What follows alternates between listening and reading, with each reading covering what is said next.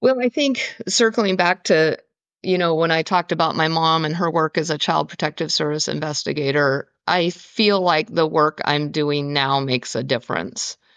Not always, of course, but there's times, I've had a person come up to me in the grocery store and say, are you so and so? And I say yes, and she'll say, well, you took me out of my mother's home when I was a child, and I'll be like, oh gosh, and she's like, no, you saved my life, and um, blah blah blah, and thank you, and can I give you a hug? And that gal that I talked about that was kidnapped and taken out in the snow, every time I see her, she was pregnant at the time, so now I see her and that child, and she always, thanks me and tells people, oh, this person saved my life. And I don't feel like I saved her life, she saved her life by her smart thinking.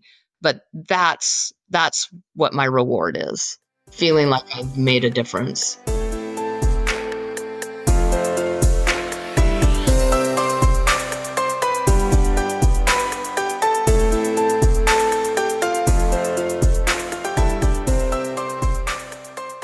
This is Jason Blair, and this is the Silver Linings Handbook Podcast. That's Jackie Nichols, a detective with the Asotin County Sheriff's Office in Western Washington. Jackie is the only detective working for the Asotin County Sheriff's Office, which is responsible for providing law enforcement services to this sparsely populated yet geographically large county in the southeastern corner of the state. Asotin County is just a few miles south of the confluence of the Snake and Clearwater rivers. In addition to being near the confluence of the two rivers, Asotin is at the confluence of multiple jurisdictions. This county of slightly more than 22,000 people is 641 square miles and straddles the Oregon and Idaho borders and is not far from the Nez Perce Reservation. And it's a place where citizens often cross into multiple jurisdictions during their daily routines, and law enforcement agencies have to collaborate closely with each other on a daily basis. Jackie once joked that the only reason she got the job is because she, quote, is the only one who wanted to do it. In reality, Jackie has a storied career in law enforcement. She was the first person who responded to the missing persons report for Rachel Anderson and was involved in that investigation, which led to the arrest of Charles Capone, a relative of Al Capone and an Idaho man who received a life sentence for the 2010 murder of Anderson, who was his estranged wife. The conviction was built on circumstantial evidence that Anderson, who lived in Washington, was lured 40 miles north to Capone's auto body shop in Moscow, Idaho, killed, and then brought back down to Clarkston, Washington, where she was dumped off the Red Wolf Crossing Bridge and into the Snake River. The bridge is an important site of another one of Jackie's cross-jurisdictional cases that started with a missing person. In 1981, 22-year-old Kristen David, a student at the University of Idaho who disappeared between the campus in Moscow and Clarkston, Washington.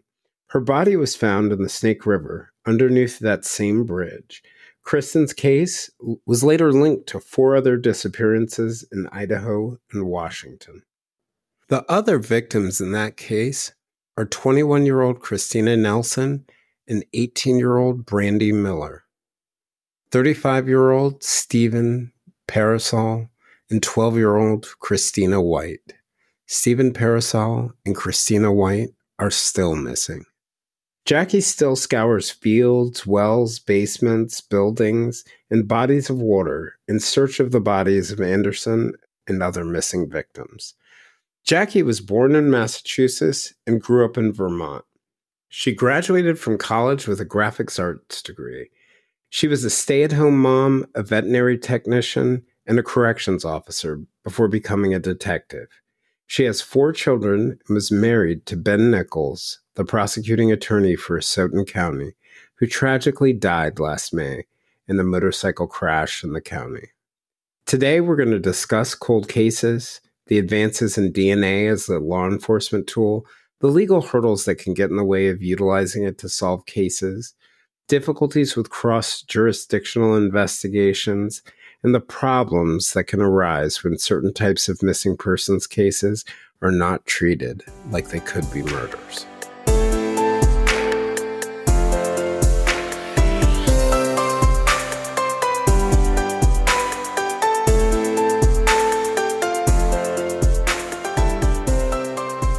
Hey, Jackie, I just wanted to thank you for joining. It's almost surreal to have the conversation and to have met you earlier this year, because I remember seeing you on the Cold Valley documentary and thinking to myself, like, if anything ever happens to me, I want this woman looking into the case. Oh. I was just really impressed by all of the effort, the dogged effort that you were putting into pursuing that one case. And I imagine just by listening to you, it wasn't just that case, it was a lot of what you did. So I am really honored to have you on, and I appreciate it. Oh gosh, well, thank you so much. I appreciate your having me on, and I appreciate all the research and work that you've done to put together the podcast. And I'm happy to be here and honored to be talking to you too. Oh, that's awesome. One of the things that I was just curious about, because I've read a number of profiles about you, I've read about you doing things at schools for educating kids and the cases you were working on. I was just curious just how you originally ended up getting into law enforcement and then ultimately becoming a detective. So it was a kind of a circuitous route to the position I'm in today, which I think having some different background experiences in life has helped me.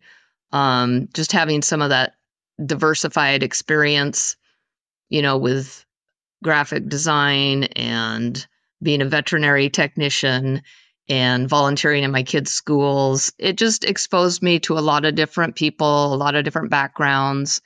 And therefore, when I'm talking with people as a detective, I can draw from that experience. And so that is very helpful.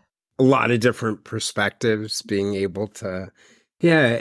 And all of those are sort of, like, it's funny. So, parenting, I've always said that there should be we should do an episode on the job of being a parent itself. Right. The job I'd probably lay on top of that. But yeah, I just, when I was reading your bio, I was just surprised. Did you start with graphic design and then I did.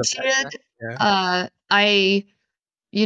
I originally as a child thought I was going to be a veterinarian, and I thought somehow that would just miraculously happen without having to study or work hard in school.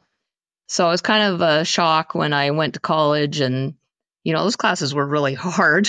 And so too much science. yeah, so I sort of migrated to graphic design, which was sort of on the polar opposite spectrum of studying. But I really enjoyed it, and I did work hard at that, and did work at that for a while. But it was not sort of emotionally fulfilling. My mom had been a child protective service investigator when I was growing up, and that seemed like a job that really tried to help people and make a difference in the world. And I felt like I was just, making art. But even in graphic design, it was kind of like just creating paper that was going to get thrown away, or advertising that, people really weren't, excited about. Necessarily thrilled about.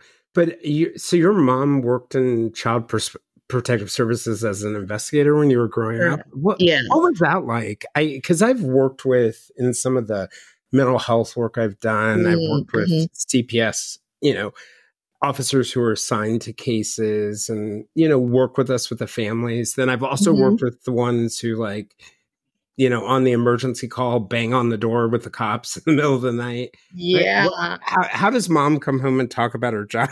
And that's it. Well, and I have to hand it to her. She kind of insulated me from, the ugly, difficult parts of the job. My impression was that she was just out saving children.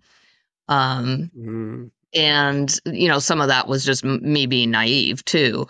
But I definitely had the sense that she was doing important work.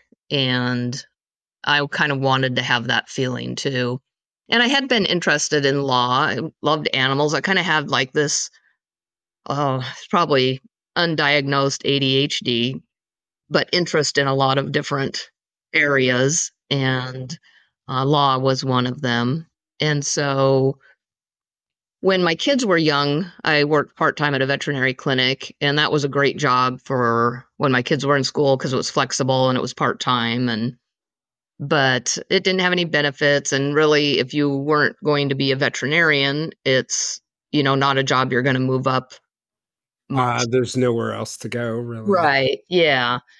And again, I had this kind of naive sense that I would go in and save animals, and in reality, there's kind of a lot of sadness and tough things that happen at a veterinary clinic. Mm. I didn't So even think about that. That yeah, a lot of the moments are moments where you can't save an animal right, or something right. bad. Yeah, Or a person can't afford to save one, right. and that's really tough.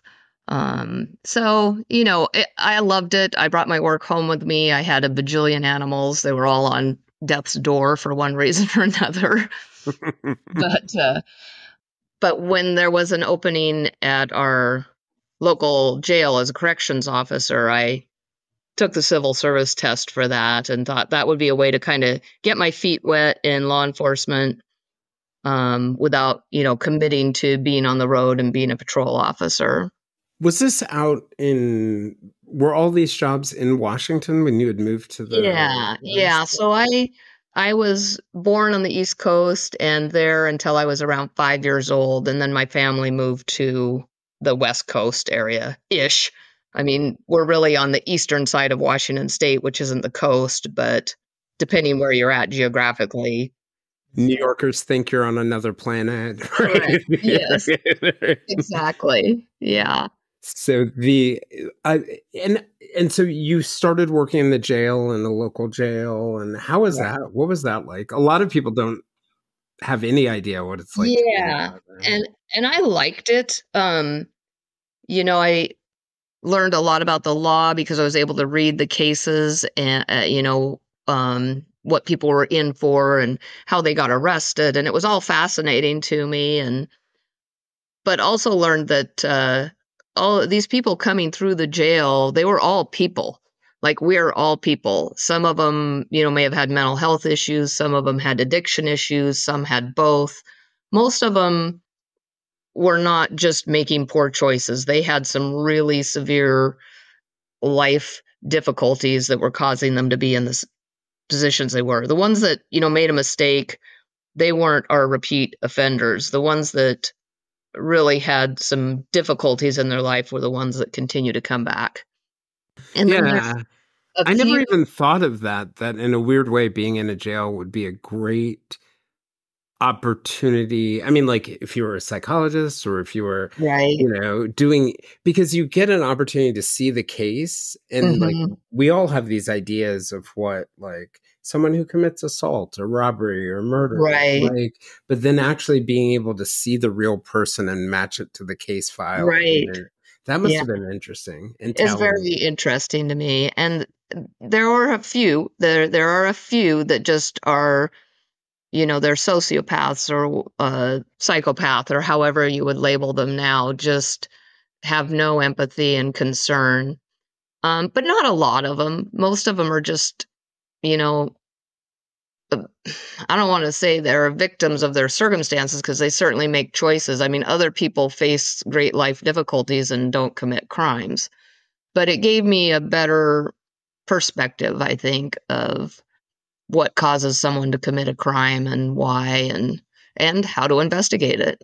Yeah. I think one of the things that probably reporting on crime taught me was that, like, at some point, the vast majority of us were just a little baby trying to survive in the world. And, because of our genetics or our experiences or our lack of opportunity or whatever it is, or the reverse, right? That Mhm. we got all the good things. I think I learned that a lot more of why I lived the life I did, the good life I did, had less to do with how brilliant I am and more to do with my circumstances than I thought. Right. Oh my gosh. Yeah. I am so how did you transition from corrections to being So a there police was officer? a patrol position open, and so I tested for a patrol position and got that, and then I worked in patrol for a while, and then our detective position came open, and so I applied for that, and really was the only person that wanted it. So The only person in the police department who wanted it. well, yeah, our department is very, very small, and the thing that really appealed to me at the time about the detective position was that it was day shift and it had weekends off, and I still had kids at home then, and that was an ideal schedule. It involved a lot more paperwork and a lot more interviewing people and reading and researching and not the stuff that the guys thought was fun, driving fast and arresting people and all of that stuff. So, Yeah. It's a pretty big county, right? You were the only detective for the entire yeah, geographically it's big, but population wise it's small. small. And so you ended up transitioning after being an officer, becoming a detective. Are there any, from just your perspective, cases across your career or moments across your career that sort of stick out to you or stand out to you? Oh, sure. There's certainly things that happen that you think, oh, you couldn't even make this up. Like these things are just too fantastical to be true, and there's small cases that worked out great, and big cases, and yeah, there's a lot, but the ones that kind of stand out to me are where I was able to actually resolve something. A lot of detective work is trying to find the answers to things and understand why things happen and how they happened, and trying to figure that out without having all the pieces or having people lie to you or hide things. So it's pretty rewarding when it all comes together and you see the big picture. The puzzle solving piece of it. I always Right. joke. Someone was asking me recently, as a writer, why didn't you become a fiction writer? And I said, you cannot make up reality. Like, Right. yeah, in my imagination, I could not make up the things I've seen. Right. Exactly. Exactly. What is, I was curious. You mentioned the part about when things come to resolution. And what does resolution look like when you're a detective? Is it always an arrest, conviction, or just getting an answer about what happened? Or, because, I was thinking as you were talking, it sounded almost like somebody solving a puzzle solver. Somebody Right. Yeah. solving the other I person. think conviction is always feels like a win. When I go to trial and a case is going to a jury, I just hope and pray for the right thing to happen. I don't pray to win or hope to win, because it's not about winning and losing. It's about the right thing happening. And, most of the time, I mean, I would say all of the time, 100% of the time, when one of my cases goes to trial, I don't have any doubt about the guilt of the suspect. Right. Um, Maybe but doubt about whether the case, because the thing about that puzzle solving that you're involved in, that it is solving puzzles, but you'll never have all of the pieces. Even if right, you have enough that's beyond reasonable doubt, you'll never have all of the pieces. right, right. There is there's one case that it just felt like things came together. So this young woman was abducted by her estranged partner, and he tied her up and blindfolded her and threw her into the back of his car after assaulting her, strangling her, keeping her in her apartment for quite a while, and then driving her somewhere where she didn't know, Oh, taking wow. her clothes off and throwing them out into the wilderness, driving further and dumping her behind a barn. Wow. And it was in the snow. It was in the winter, so there was snow. Wow. Then he came back an hour or so later and picked her up and drove her back, I think, to the apartment. So at some point she was able to get away and call for help, but it was really kind of a fantastic story. Torture, wild. Yeah, if somebody Yeah. walked in the door with that story, you would be like, Yeah, huh. and so you're like, "Okay." I listened to all of it. I'm like, "Whew, what are we gonna do?" But she was able to tell me about the road, and she was able to tell me about what she could see a little bit out of the corner of her eyes. And with that information, I figured there was two places he could have driven in the county that matched that.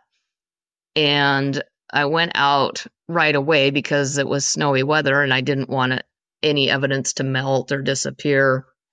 And I was able to see a spot where someone had pulled off the side of the road. And I saw footprints and I followed those footprints over to a fence line. And lo and behold, there was a pile of Or clothing. clothes. Her Wow. clothes. So then I drove further and I was able to find the place where he stopped and took her out behind this barn. And there was a, depression in the snow. And so I was able to photograph that. And so that was a case where, oh my God, she told me what happened. I went out and the evidence was there and I was able to collect it and it matched her story. And there was a lot more to it, but and that It's pretty amazing that she yeah, even and that remembered those details. yeah, it resulted in a life sentence conviction for this person, partially based on their record and other things they had done. So in that particular case, I feel like everything kind of came together, and that's unusual. Yeah. And we had a conviction. So That's wild because yeah, in that story, I don't know whether it made the news there, but I am just thinking on the other side of the continent, that's the kind of thing that, if it happened, it wouldn't necessarily be the front page headline right, in yeah, jurisdictions, but she was a second away from probably death. I mean, not yeah, even if his full intention was to go back and get her, all it would have taken is her wandering off and not being able to. right, Yeah. right, yeah. So you So were able to arrest him quickly, I yes, imagine, or yeah. yes, yeah, that was quickly resolved. But then we have the case like the Rachel Anderson case, which was a multi-jurisdictional case, took several years, very arduous case, but we were able to get a conviction, a no body homicide conviction in that case. So that was rewarding, even though you say it's rewarding, you're still not able to bring that person back to the family. So, that's bittersweet. Yeah. Yeah. That Rachel Anderson, that's the one where that was the one where it was a wife or an estranged wife in Moscow, Idaho, Yes. or Yeah. her husband lived there or something along those lines. Yeah, they had been living here in Asotin County, and then when they split up, he had a car mechanic shop up in Moscow, and so he just moved up with some friends in Moscow and continued to work at his shop. Yeah.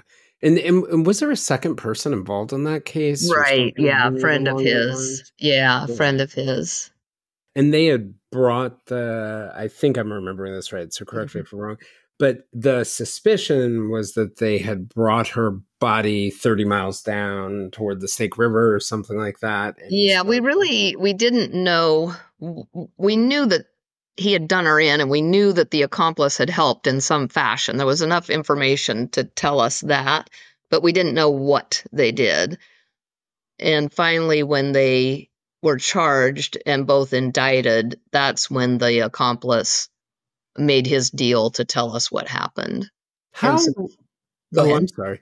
That's Yeah, right. how in a situation where you have no body, theoretically the person could still be alive. Is it forensic evidence that tells you, or how do you even decide? It's actually really mostly circumstantial evidence in that here's a person living their life with lots of contact with children and grandchildren, lots of phone calls, lots of financial activity, and they just go silent.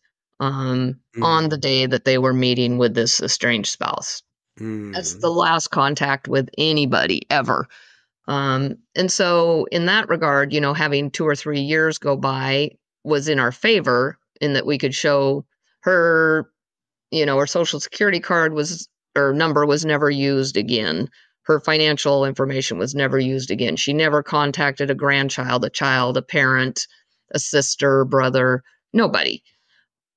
She just simply disappeared from Disappeared. everything, which in Mm. our modern times that's really hard to do. Difficult, right? Hard Yeah. to pull off. Yeah, you would probably have to have a lot of cash to be able to just disappear like that, which she didn't have those means. It's to do it. And then there was, the fact that she was seen in Moscow, Idaho multiple times. She's on, you know, cameras at, the store buying a 6-pack of beer.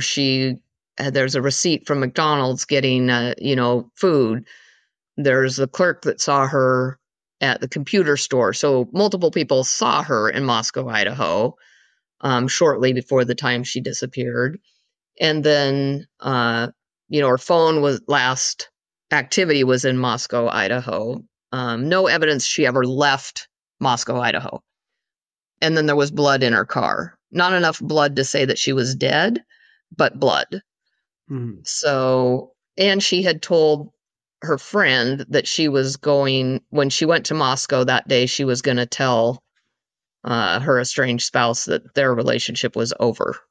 So all the pieces sort of like work Yeah, so all toward. of that circumstantial evidence added up to, she's dead. And then we could show the extensive amount of work we had done to try and find her. And so that period of time was kind of in our favor too, where we had spent 3 years exhausting every type of search that you can imagine to find this person, and followed up on multiple leads of, people seeing people that they thought was her and following those leads and showing that it wasn't her. Right. So it's the absence. It's almost like the absence Yeah, of her tells right. the story. What's missing tells the story. Hmm. So kind of a couple of things that you said. One, wanting to be a veterinary technician Yeah, made me think of this. Also, you mentioned the part about like in our modern times, it's hard to go missing. When I originally saw you on the documentary, it was about the Lewis Clark Valley serial killer case, and that's a case where, and you'll probably tell the story better than I would, that involved a number of people who went missing at different points. yeah, And all ended up, it's more likely if a person goes missing that they've just wandered off, they haven't been kidnapped. Then, the next might be that they're kidnapped or there's an accident or something like that. right, And it's more rare that it's a murder, much less potentially a right, serial murderer. right. And I was just thinking I was actually thinking about Christina Nelson, one of the victims, and her interest in being a vet, and then Steve Parasol, who, I think we know, or that people have concluded that he's dead because of Yeah, his absence on the radar screen. Do you right. want to say anything about that case really quickly, or anything you want to Yeah, share well, and about it's that one? kind of a group of cases, a cluster of cases that happened in our area in the late 70s, early 80s, which I call kind of the golden era of serial killers, because of the lack of technology combined with the freedom that young people had, sort of resulted in the ability of people to go missing for long periods of time unaccounted for, and the sort of attitude that uh, the leave it to beaver attitude that everything will be okay and everything is fine and there's nobody evil in the world. And um, those kind of events allowed serial killers to really wreak havoc. Yeah, we were really innocent, I think, Hmm. for a while Hmm. in that time. Yeah. So in those cases, I think that's whatever whoever the suspect or suspects are in those cases, it allowed them to get away with their crimes for so long. I'm still hopeful that technology may catch up with them before they pass on, and maybe someone can still be held accountable. But that's the frustration of missing persons cases. And every time I see a missing persons case come up on our computer screen, I kind of panic, because those are the cases that are most difficult and heart-wrenching, I think. Of course, deaths and homicides are very heart-wrenching, but to just not know what happened to your loved one, not know where they are, I can't even imagine how hard that would be. Yeah, there's something about having no resolution, and even Mhm. even if you have strong suspicions. Right. Yeah, and I remember when we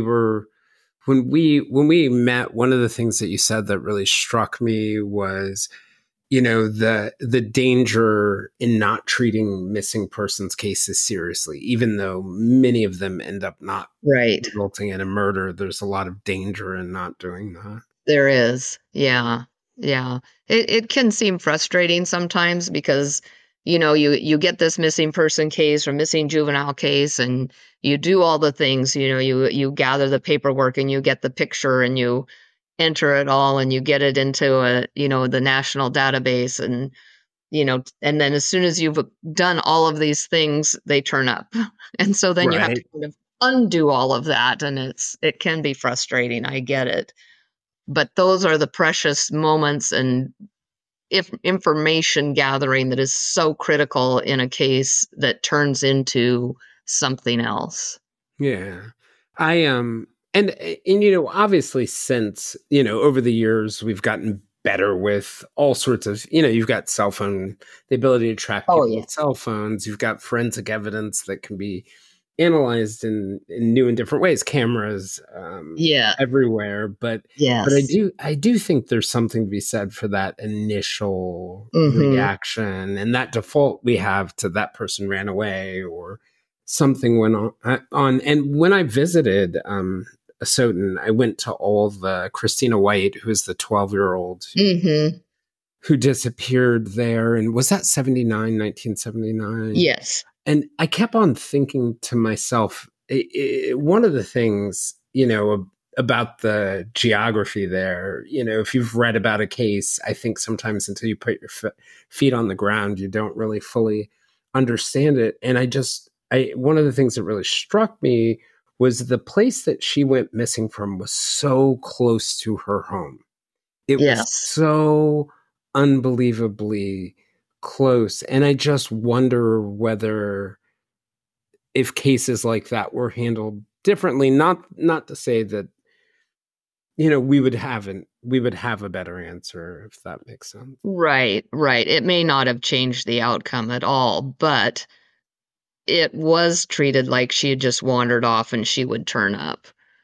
And it was it's hard to say, because, I wasn't there. And in those days, there was a lot of things that were done differently. I mean, reports were typed on a typewriter, and so reports were much shorter than they are now. Um, a lot of times, an officer would handwrite a report, and a secretarial staff would type it up later, and you can imagine things would get lost in the translation. Right. A lot of stuff was passed word of mouth and never made it into a report. And now for a cold case, that information is not reliable. You can't take a piece of information like that into court. You can't say, well, everybody knows that so and so did this or that, because you can't subpoena everybody into court. Yeah, because where's my evidence? Right. Right, right. The prosecutor can't stay up and say, Your Honor, I subpoena everybody. Oh, don't they wish, though? Yeah, right, right. Their lives Because would be they're all so. gonna say, everybody's gonna tell you. Well, you have to have a report that says that. So even if it was good information, it's not good anymore. So it's not something. Well, one of Yeah. the things that, we had also talked about was like the potential for the use of sort of DNA in helping, solve murders or find missing people or identify unidentified bodies. And, I was thinking about just the region and the area that you're in, and that you have so much wilderness and multiple jurisdictions, Native American reservations, all sorts of, I guess, different groups of people who have Hmm. to, that's hard enough, right? Collaborating as law enforcement agencies. Yes. Yeah. And I was wondering whether what the sort of strengths are, or the things that can be done with DNA, and what kind of obstacles get in the way. Because one of the things we're talking about a lot now is like the genetic Hmm. genealogy as a tool to help solve some of these cases. But I'm wondering, where it can be helpful and where some of the obstacles Yeah. might be. So a DNA is a multifaceted tool in that it can give us some fantastic, really solid results, but it also is subject to a lot of interpretation, and your experts that give you that information and testify at trial and things like. And I'm no expert by any means. I just have sort of a rudimentary knowledge of DNA, but I do know that it is beginning to resolve a lot of cold cases, and I've looked at it in, how could it help us with our cases? And the difficult thing in our cases is that the ones that I've worked on, we don't have evidence from the suspect left at the scene.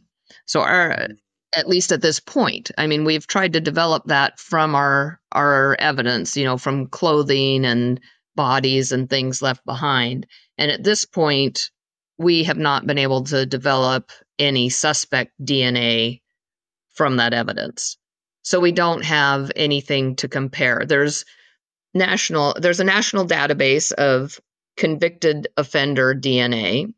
That's CODIS. Is that what it's called? CODIS, Yeah. yeah, and that's the national database, and it's highly regulated in that there's only certain types of people's DNA that can be entered into it, and certain types of DNA that can be compared to it. The idea being that if someone has left evidence behind at a crime scene, you could take that evidence, DNA evidence, and enter it into CODIS, and it might tell you who the offender is because they've offended before.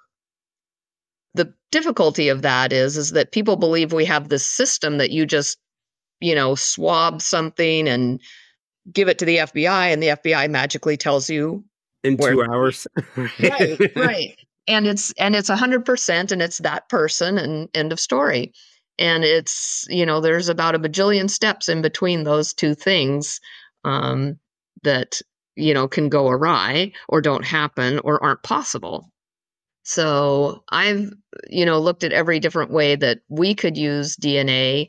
In the cases that are being solved with genealogy, as people are voluntarily getting their DNA done and putting it into databases like ancestry.com and those types of things, they're making these connections. And so law enforcement has looked at that and said, well, look at this suspect DNA we have. We can compare this to these other people and see if we have some familial connections.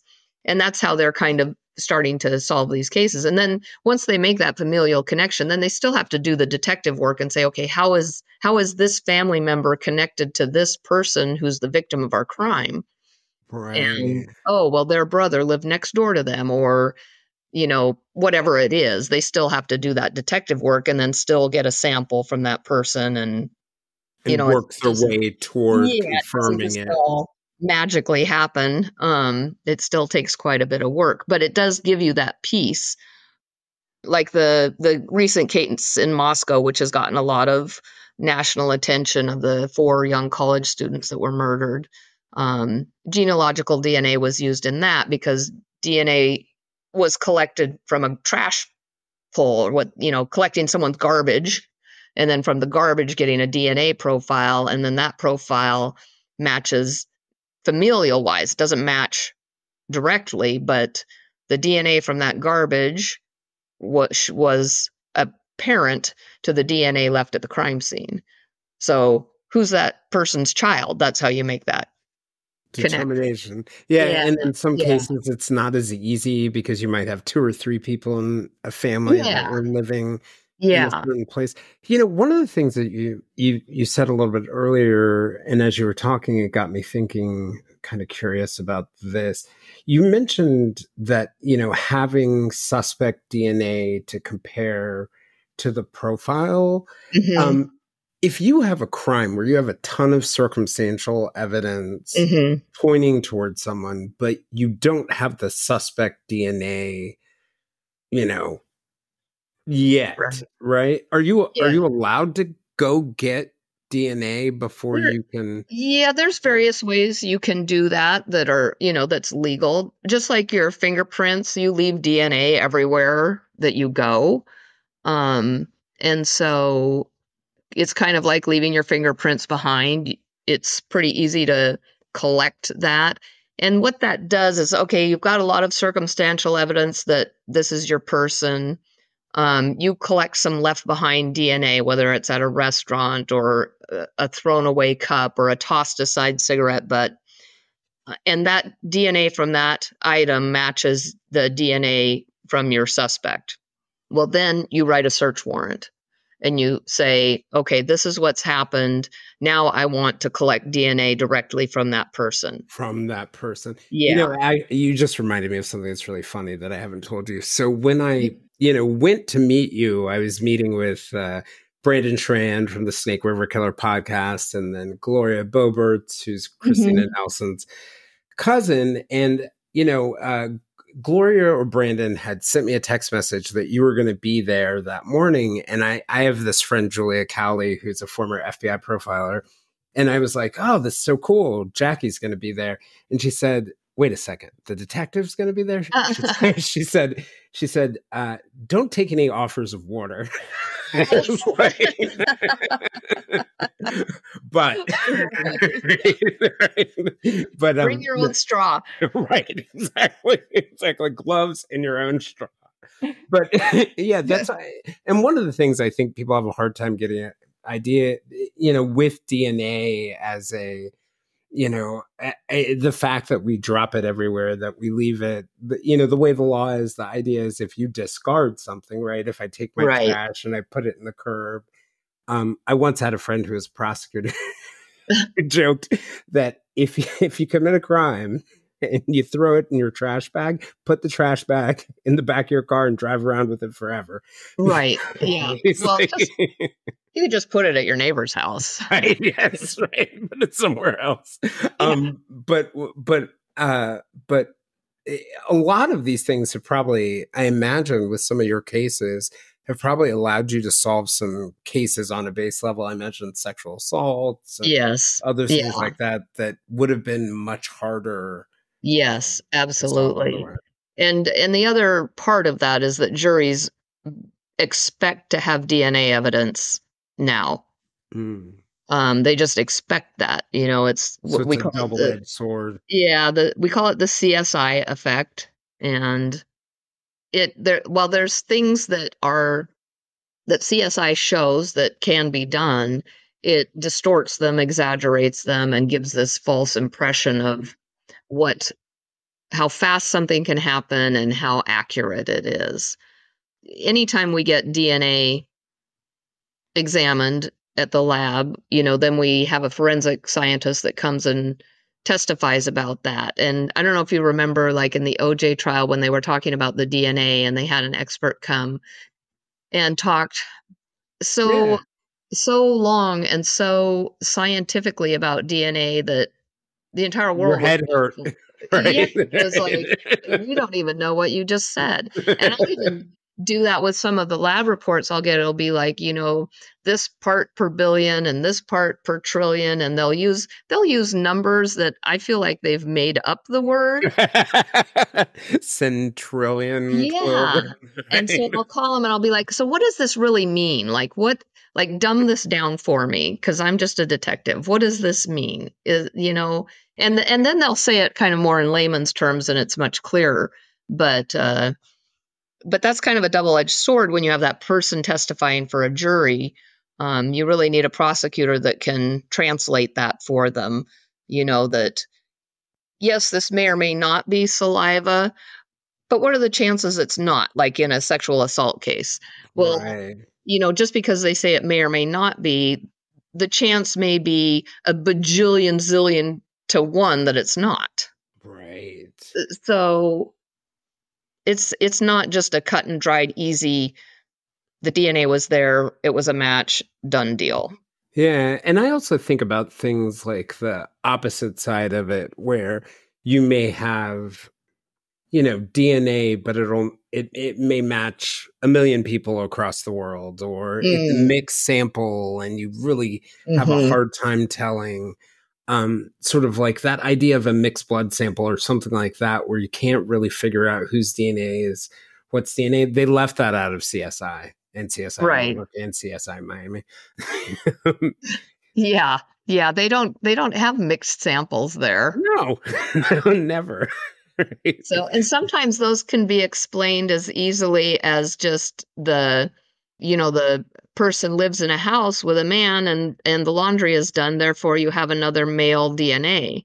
It doesn't mean that DNA was the saliva in the clothing, but you have to have that Mm, person that it can explain that. that's an interesting point. How do you tell whether DNA, because I'm just thinking about the way that we usually talk about it. We're like, was there DNA at the scene? How do you figure out whether DNA is relevant to the crime since there's so much of it everywhere? And now with touch DNA, we can pick up all sorts of DNA. Right. Yeah. And that is a difficulty too, because like in sexual assault cases, we have to if the person has had a consensual relationship with someone, we have to get samples then from those people. And a lot of times uh, those people don't want to give their DNA. Mm. For whatever reason, people are protective of their DNA. I understand that. They're afraid that we're going to use it for some other nefarious purpose when we're really just trying to rule them out of a crime. And there, in those situations, is there any obligation, like legal obligation for those people to give it, or is there any Yeah, we could write a search warrant for it if it became necessary. Okay. So it becomes another elaborate step. Correct. We're used to talking about, I think, DNA mostly from murder cases because we focus on those. But I was wondering, have you guys had opportunities to use it in unidentified persons cases or to close missing cases? I was reading recently that the National Missing and Unidentified Persons Database, which is a federal DOJ database called NamUs, had like Mhm. 600,000 people, said 600,000 people go missing in the US each year. That 4,400 unidentified bodies are found. And I just thinking to myself, all of these things and the advances and genetic genealogy, that there's probably a real opportunity when it comes to unidentified persons and missing persons. Yes. Yeah. And I think law enforcement on a whole, we're still playing catch up with that. But it is happening. I was looking at NamUs earlier today, and I could see that several agencies in our area have updated their cases even in 2023 on the unidentified remains that have been found. And I know periodically agencies that have unidentified remains go back and try to utilize any upgrades in the technology to try to identify those people or those. Sometimes it's just parts. River communities sometimes get just bones that Mm. wash up. And so, you don't have a whole person. And I see more and more agencies are starting to upload that information. And that potentially could resolve my cases, because if Christina White or Stephen Pearsall was dumped in a river and ultimately disarticulated, there might be a piece of them out there somewhere. And DNA technology could show that that's who that piece belongs to.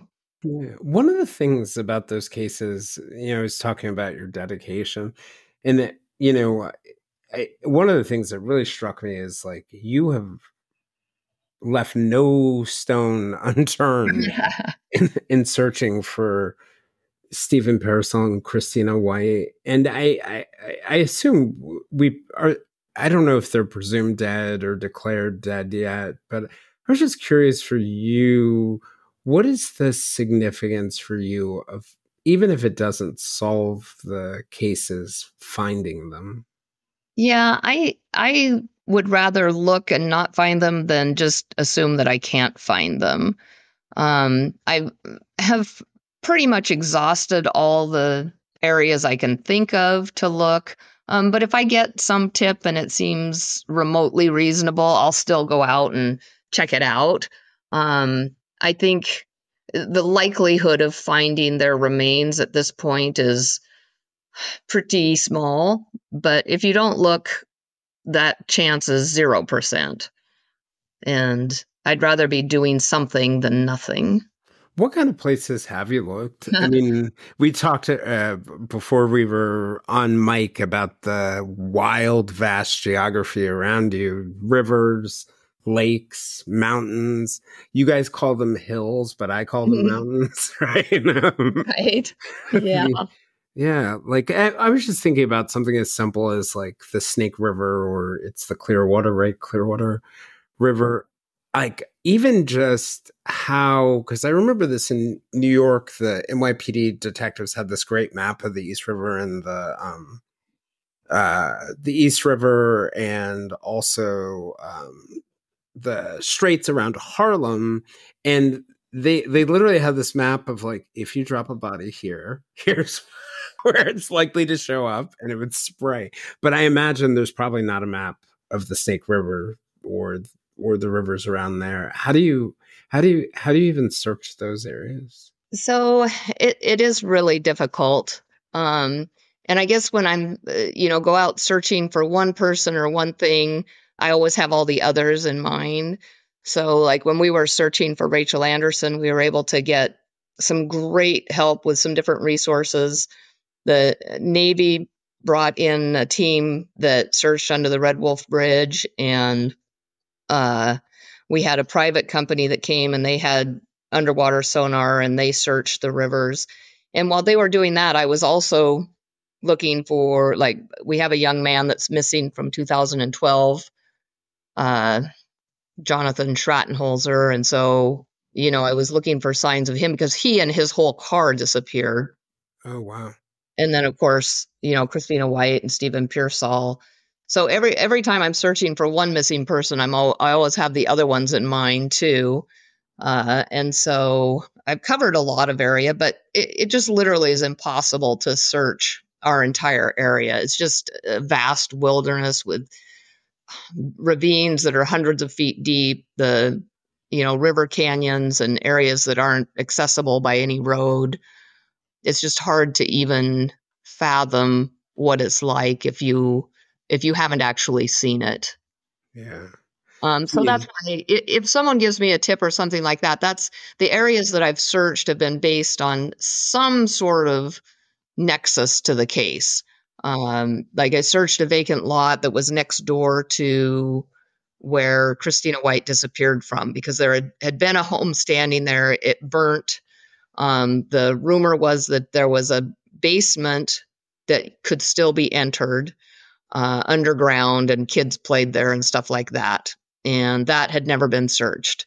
So I was able to arrange a search to dig out that foundation of that house on the vacant lot. Things like that, where there's some reason to search there. There, or look. Otherwise, it's too difficult. Is it true, or is it an apocryphal story that you put a pony in the water? What is this story? That is a true story. Um, that was the Rachel Anderson case. And the accomplice had told us that they had disposed of Rachel Anderson's body by wrapping her in a tarp and then wrapping that in some chains that he had gotten from where he worked and then dropping her off a bridge here. And so, that's when we searched the river and we searched the area and underneath the bridge and couldn't find her or anything like that. So initially I made a body with gravel and a tarp and dropped it off the bridge, to kind of see where it would land, and Mm. searched that area and nothing.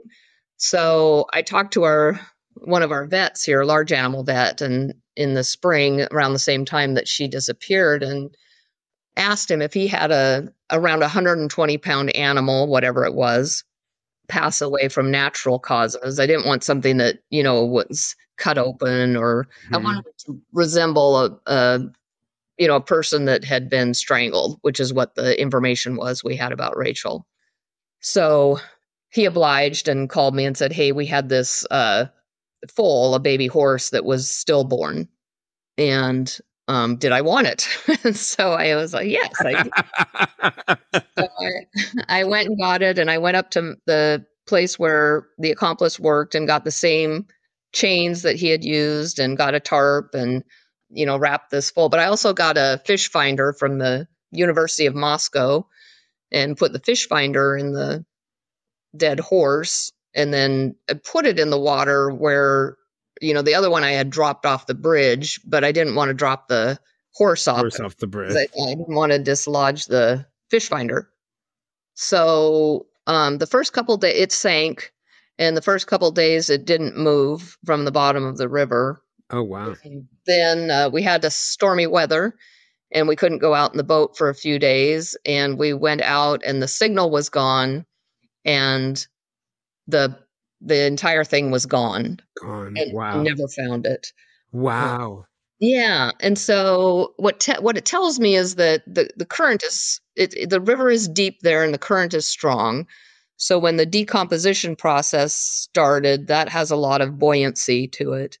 That brought the body up enough in the water to get it in the current, and then it went downstream. And then it went moving and Yeah, and it could everything. literally go to the ocean from Yeah. there. Yeah, I remember sitting on I guess we were in Lewiston, Idaho, on that side of the Snake River, looking toward, the high desert area, and just thinking to myself, as sort of like an East Coaster who's used to things like the Potomac River or the Chattahoochee River, where, you could probably hide a body in it. It's eventually going to show up on shore.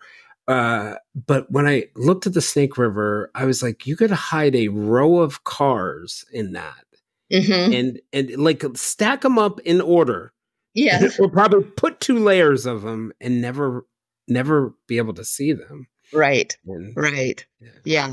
And there's hundreds of miles of shoreline that's inaccessible. People don't go to it. It's Um, at the bottom of steep ravines and canyons. And so if the whatever was to wash up, it's going to be there forever, mm. So and it's no one will almost like see. you need a boat to even, or Right. need boats to Yeah. even check all of it. Yeah. That's wild to think a place like that. Yeah, and I am. You were making the point of the golden area of serial killers. It just strikes me how many different serial killers have touched on that area. You have the Yes. Lewis Clark Valley one. You have Hantman was there. Even Mhm. I think Brian Koberger, the suspect, not a serial killer, but the suspect in the Mhm. University of Idaho murders, drove down there the day after. I mean, I'm like, is there a Yes, he did. killer magnet? Right, I know. But I wonder whether it's the river, actually. Yeah. Yeah. Well, and there was, Otis and Toole back. Oh, yeah. They were through here, and Bundy was through here. Um, yeah, this area did attract a lot of unsavory types. It's, it almost, on some levels, joking about the Snake River being a great dumping ground, although Yeah. maybe.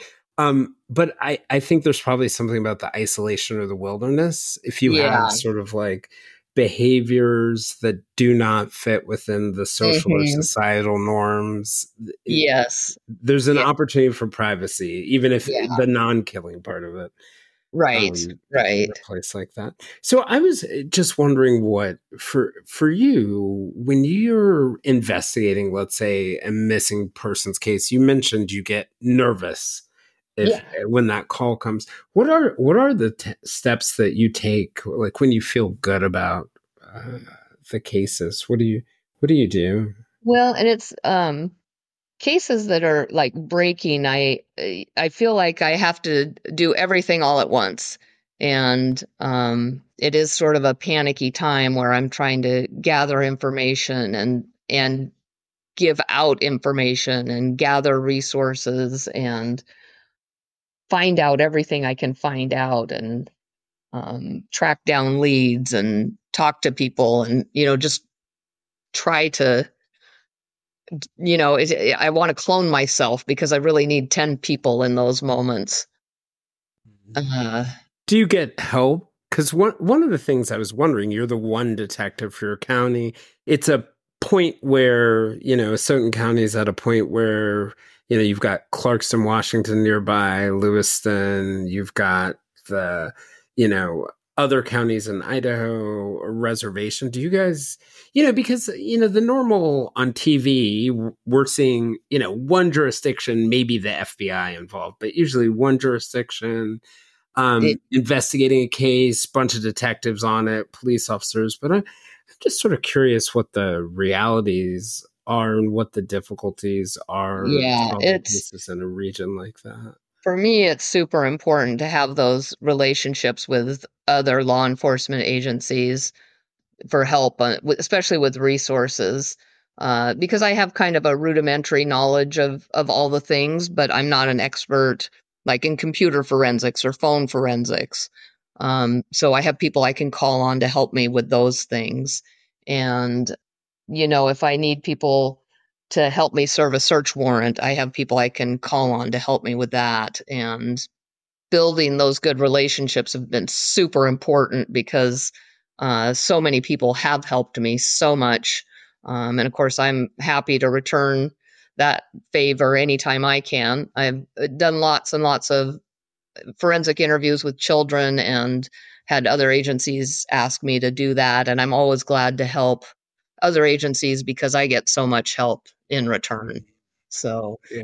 yeah, it is tough, and it's tough to be isolated in a small county, but I really work hard to try to keep the communication open because we are a multi-jurisdictional area, and that always works in the favor of the suspects. Yeah, I Uh, was going to ask about that piece of it because, mhm. one of the things I remember from, I forget which, I think it was one in the Lewis Clark serial killer case. I remember reading an article about how, one jurisdiction or multiple jurisdictions are investigating it. One jurisdiction finds the bodies, but they don't report it back to the other like all those things Right. that even if things are sort of like okay, can go wrong.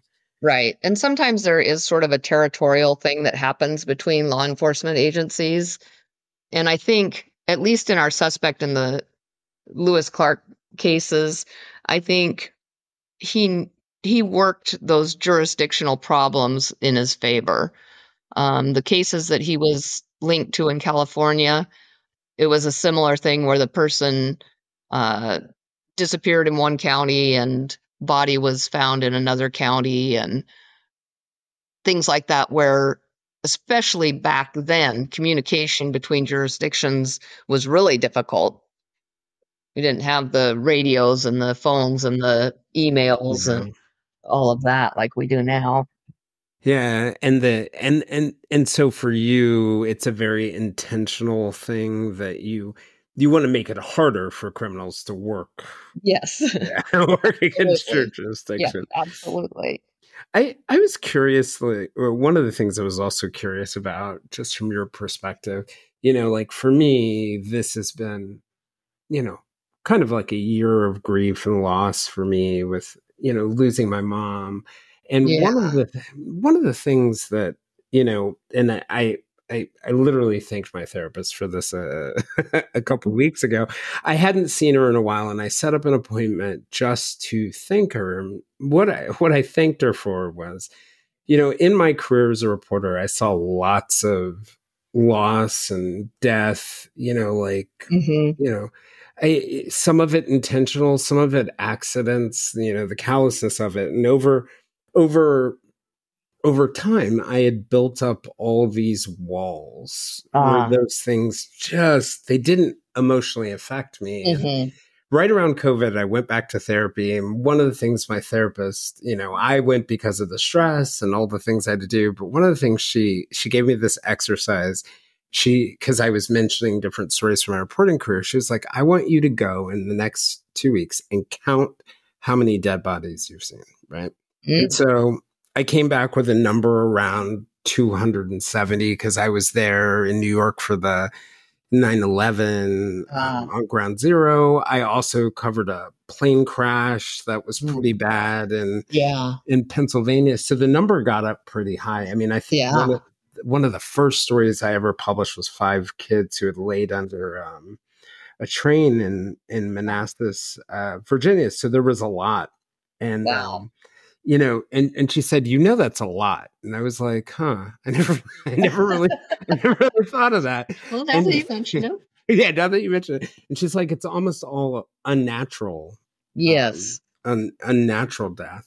And I Yeah. think I had built walls. And what I really Yeah. thanked her for was like, as my mom started to get more sick, one of the things that the therapist pointed out is that if you have all these walls, they're really there to protect yourself from the grief and the pain, but you Hmm. also lose out on the joy. And, with my mom passing in October, I really wanted to thank her because the work she did to help me open up allowed me to be present with her, to feel the joy of her, to not jump in a bottle and try and make it Right. disappear. And I just wonder how, the emotional toll, you know, for someone in your position as a detective. And I know also you lost your husband, who was very young this year, to a tragic accident, and he was a prosecutor. And I, Hmm. express my condolences Oh, for thank that. you. But Yeah. Yeah. he seemed like a great man from what I read. Yeah. Yeah. He really was, and we collaborated a lot on cases. So, I miss him at home and miss him at work too. Mm. But also thankful, for the years that we did have. I appreciate your calling him young. So, What young is gets higher as right. I get older. Right, right. Yes, same here, same here. So, That's he was. interesting. I felt, it's funny. People ask me, what's the first thing I felt afterwards? It wasn't sadness. It was actually, gratitude. I felt so Uh-huh. lucky to have had the mom I did. Now, Yeah. there's been a ton of grief and a ton of sadness, Of right? course, But yeah. yeah. I get that because I feel fortunate for the life that we did have and, the relationship we had at work and the, home life. We had a really good life for a long time, so I do appreciate that. And yes, I agree, there's a ton of grief on the flip side of that. Uh, but I agree. I too, have definitely built those protective walls in my work because I too see tragic things, violent things, things that people just aren't really designed to see every day, accidents and, deaths of children that just you have to insulate yourself from those types of things or you wouldn't be able to do the work. But it is different if it's a loved one. I Ben and I both did work as coroners where we would go to unattended deaths, and some of them would be natural and some would be accidents. But we agreed that, one thing that was really gross was when someone died and their loved one would come rushing in and hug them and kiss them and be all over them, and we would be like, "Ew, that's a dead body." And how could you do that? And we agreed on that. well, I was able to be with him in the hospital when he passed away. And I totally got that then because, Hmm. of course, I was saying goodbye to him and I apologized to him and I said, look, I'm sorry, but We were wrong. I'm going to do that to you. I get it now. This is your last chance to say goodbye. And I'm going to have more compassion now for those people. Yeah, I get that too. Very similar experience to me. I had my mom as she was, as she was dying, and it was a very, very peaceful death. But one of the Mhm. things, because of the medication she was on, a little bit of drool would go down the side of her face. Oh, And so sure. every time that happened, I would grab something to wipe it off. Well, Hmm.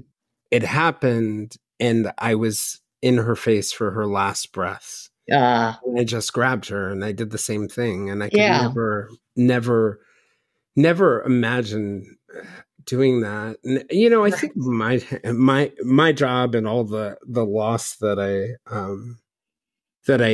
saw and other people's loss that I saw. The one thing I've always thought about detectives that you guys have harder than reporters or even EMTs, that you also have to keep a level head in the middle of Yeah, tragedy, because yes. so much of it requires logic and clear thinking at a time where like everyone around you is not thinking clearly. Correct. Yeah, and that can be hard. Like I can feel myself looking at a scene and feeling the shock of it, like, "Oh my gosh, am I really seeing what I'm seeing?" But then there's a part of me that says, "Okay, you need to stop being shocked about this and figure out what's going on."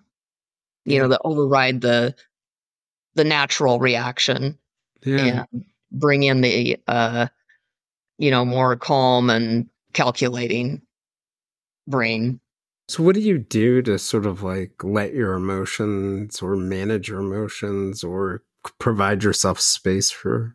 I think it was really helpful for me that I came to law enforcement later in life, so that it isn't my entire life. I have, I had kids and now I have grandkids and I have a little mini farm and animals and I like doing home improvement projects and writing and drawing and I have a lot of interests outside of work. So Um, that part hasn't changed. right, right, not at all. And I do have a dark sense of humor, and that helps me. I know other law enforcement do.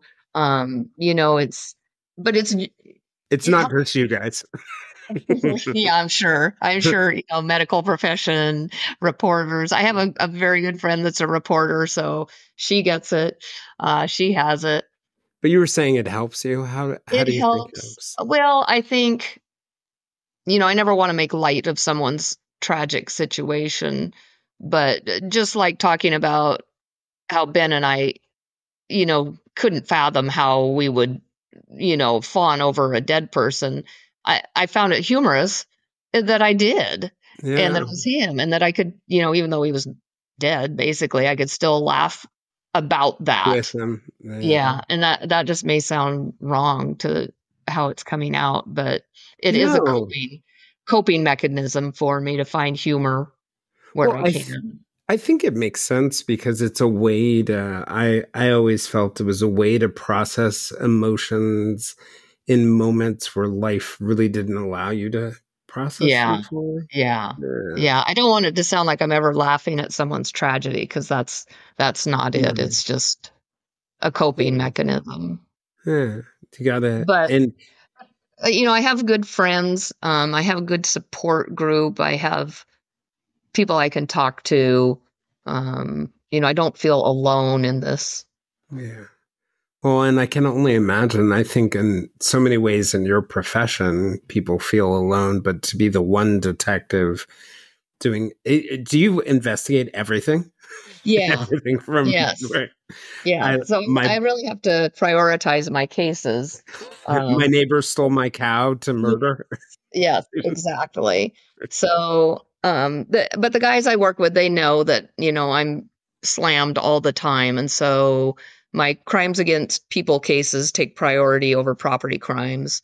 And I only really handle property crimes when we're talking hundreds of thousands of dollars. That's right. Um, but but I'll still go to the pawn shops for the guys because they work nights and someone needs to go pick up the stuff at the pawn shop, or um, whatever it is that I need to do to help out, I'll do that too. And I, end up covering calls. And like this Monday and Tuesday, I did patrol because we were short staffed, and so I have to wear many hats. Hats, yeah. Yes. Yeah, it sounds like you've been doing it since a young age. Right. Right. Yeah. Yeah. Um, I was going to ask you just sort of one question before we start to wrap up. I was going to ask, what is it you get out of it? What is the thing that you get out of doing this work? Like, Well, I think circling back to, when I talked about my mom and her work as a child protective service investigator, I feel like the work I'm doing now makes a difference. Not always, of course, but there's times, I've had a person come up to me in the grocery store and say, are you so and so? And I say yes, and she'll say, well, you took me out of my mother's home when I was a child. And I'll be like, oh gosh. And she's like, no, you saved my life, and wow. um blah blah blah, and thank you, and can I give you a hug? And that gal that I talked about that was kidnapped and taken out in the snow, every time I see her, she was pregnant at the time, so now I see her and that child, and she always, thanks me and tells people, oh, this person saved my life. And I don't feel like I saved her life, she saved her life by her smart thinking. But that's what my reward is, feeling Mm, like I've made a difference. mm. That's awesome. Yeah. So awesome. I appreciate people who, like, I think people don't often think of this, and I know it may sound crazy to people, but I think so many people, more people than people would guess by the portrayals, go into work like being investigators because they want to do good out of very Yes. sort of like altruistic motives It is. almost. It is. And even, in the police academies, when you go there and you ask, why are you in law enforcement? A majority of them say it's because they want to help people. Right. Right. And, it isn't always possible. And sometimes you have to think, like, if I'm giving someone a speeding ticket, they think I'm targeting them and picking on them and all of that. But maybe I'm helping that person not kill somebody or themselves, Yeah. Yeah. because they slow down. Right, right, right. And it's all about altering, yeah, helping us alter. I always think of it a bit like a parent, like where your job isn't like the loving thing is not to give me what I want, it's to give me Right. what I need. Yes, And sometimes, exactly. right? Yeah, I yeah. am. I wanted to give you a chance just to have if you have any closing thoughts or any sort of like, if there was a kind of message you wanted to send to people about your Oh, work or the kind of work gosh. that you do.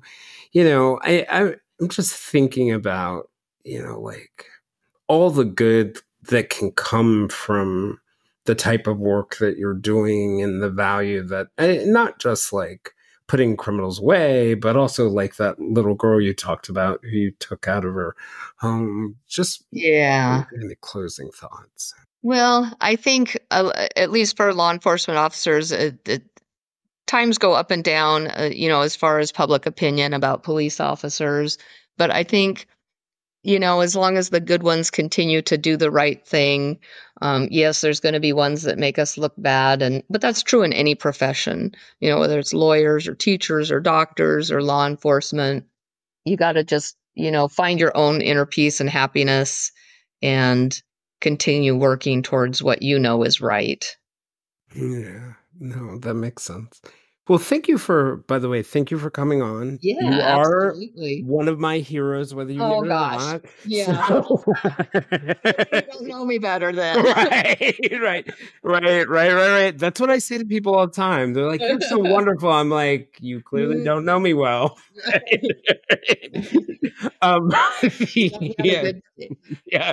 Go ask someone who's close to me. right. Um, Exactly. Yeah. but But yeah, no, I really just appreciate and admire the work Oh, thank you. you've done and that you Thank you. do. Yeah. And I know the reason why we connected was because one case that involved a serial killer, but I was Yeah. almost as just touched by the other work and the other Oh, thank you. stories that you talked about. So I'm really grateful. Well, like I said, I am honored to be on your podcast. I see how much work you've put into it and effort, and so I really appreciate what you're doing as well. Oh, thank you, Jackie. I Mhm, appreciate that. absolutely. Yeah. If you'd like to join us for more discussions with us and other listeners, we can be found on most social media platforms, including a listener-run Facebook group called the Silver Linings Fireside Chat. For deeper conversations with our guests and live conversations with other listeners, you can also join us at our Patreon at www.patreon.com/The Silver Linings Handbook. This is Jason Blair, and this is the Silver Linings Handbook podcast.